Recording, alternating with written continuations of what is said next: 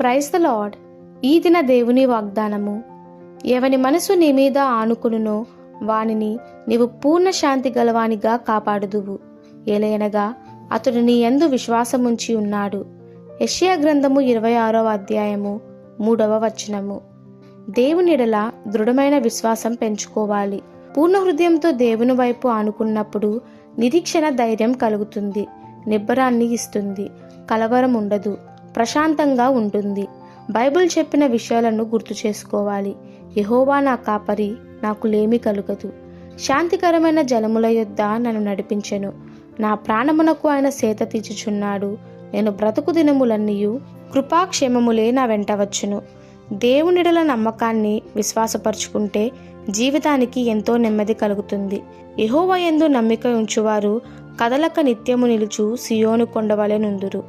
దేవుని మీద విశ్వాసం ఉంచటం అనేది ఒక గొప్ప సాధనం.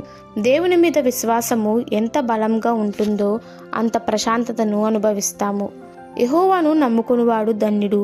ఆయన వారికి ఆశ్రయముగా నుండును. వాడు జలముల యొద్ద నాటబడిన చెట్టు వలె నుండును. అది కాలువ యోరను దాని వ్రేలును తన్నును. దాని ఆకు పచ్చగా నుండును. వర్షములని సంవత్సరము చింతనొందదు, కాపు మానదు.